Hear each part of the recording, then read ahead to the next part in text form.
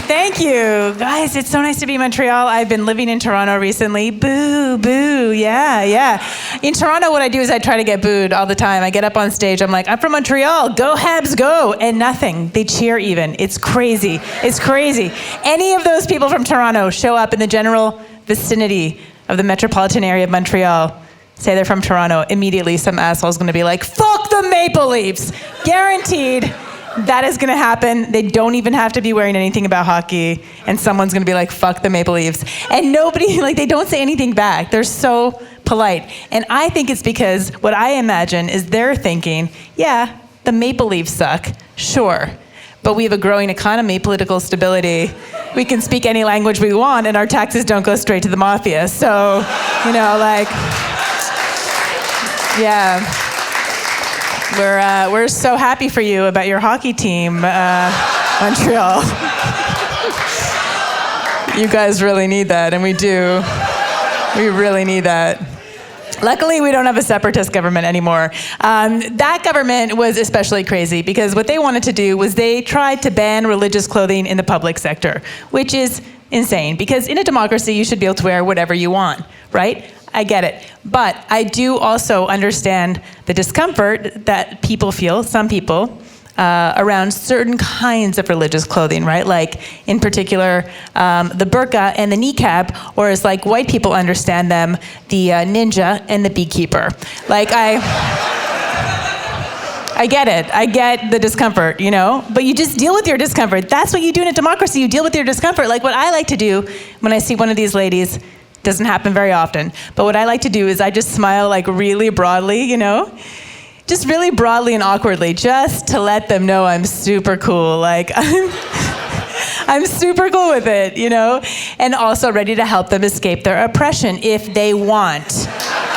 You know what I mean? I know this is probably your own choice, but here are the completed works of Gloria Steinem, just in case you want to flip through, you know what I mean? Yeah, you go, girl. Seriously, blink twice if you want to get out of here. Let me know.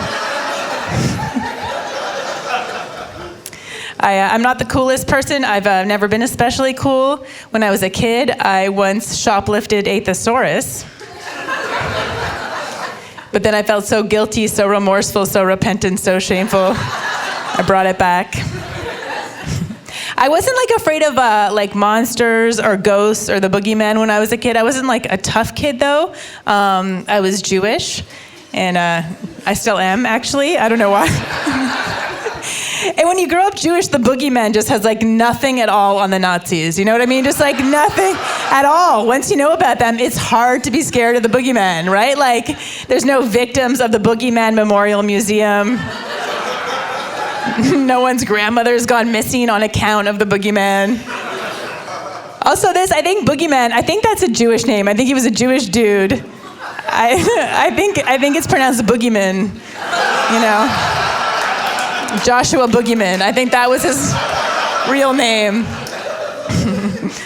But you learn about the Holocaust when you're Jewish when you're really young, 9 or 10 years old, and it's a lot. It's a lot as an adult even, but as a little kid, because the way that you learn about it is so crazy, right? Your parents are Jess, so what there were these Nazi people, and what they wanted to do was they wanted to get rid of all of the Jews. And at the same time, they're oh, and Jess, by the way, you're Jewish. And you're what? Are you serious? Come on, guys. And they're yeah, and what they did was they had these camps that were just for murder. And this summer, we're going to send you to camp with just Jews. And you're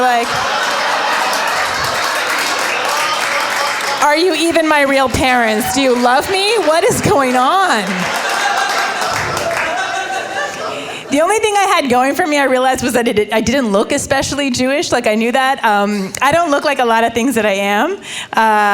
I have a mom that comes from Peru, a grandfather from Egypt. I'm Jewish, bisexual. Just a lot of really popular things in one person. I just choose to keep all that Arab, Jewish, Latino, bisexual spice under this St. Patrick's Day parade exterior. Works out well that way. Yeah. It's funny how the comic before was talking about beating up bisexuals. It's funny because he doesn't look like he can beat up anybody. I mentioned bisexual, and a lot of people think threesomes. That happens a lot. And I don't want to disappoint you guys, but I did propose to my girlfriend recently, so off the market. Thank you very much. Yeah, it was exciting. It's exciting. I'm Jewish. She's Palestinian. It's going to be a tiny wedding. Yeah. So far, it's just Noam Chomsky and the BDS movement. That's it. Thank you guys so much. I'm Jess Salomon.